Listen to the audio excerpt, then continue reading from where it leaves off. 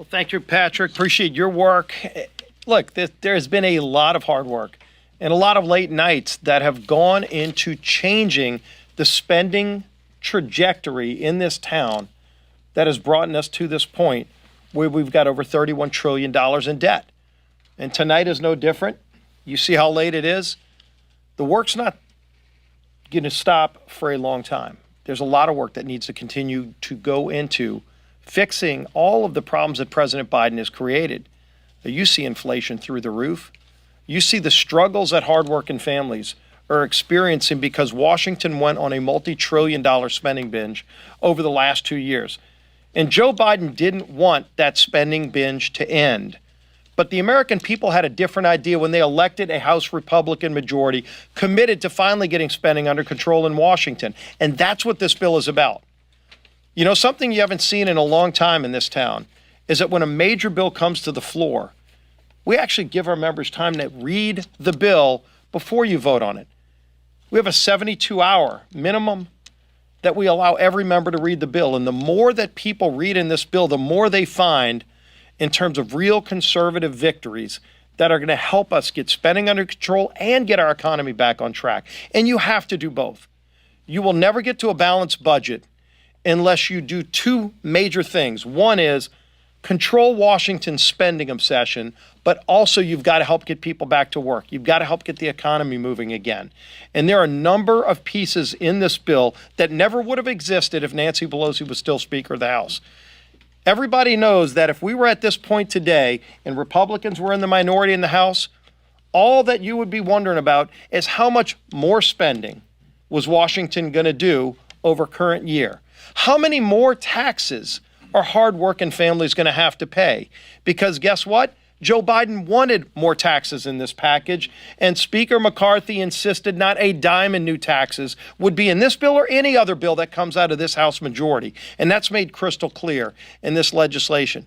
We restart the student loan paybacks.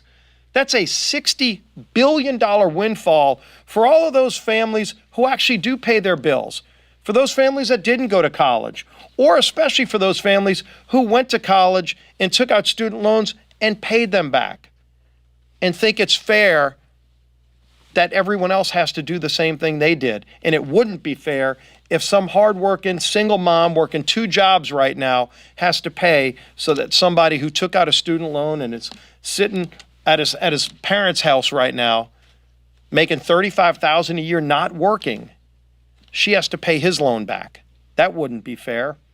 And you know what else we do? We put work requirements in place, something we haven't seen in a long time. Something, by the way, that was an originated idea back when Joe Biden was a senator and he voted for it when Bill Clinton was president, working with a Republican majority. Something that helped get people out of poverty and back into the workforce. Paying into programs like Social Security that are going bankrupt under Joe Biden's spending binge, but because people will be working again.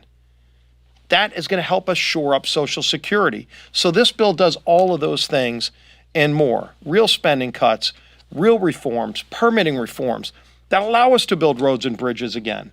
Why should it take 10 years to build a road project where sometimes if a group that just wants to kill a project, you can go through all the environmental reviews, and there might be 5 different agencies that are looking at your permit, and as soon as they file lawsuits and block one area, you succeed a year and a half later, and they go file another lawsuit, and it's another year and a half. And finally, eventually, people just give up, and they stop building things in America. Well, we create a one-stop shop in this bill so that you still have to follow all the rules, but it's not gamed. You can't go from agency to agency to try to stop a project.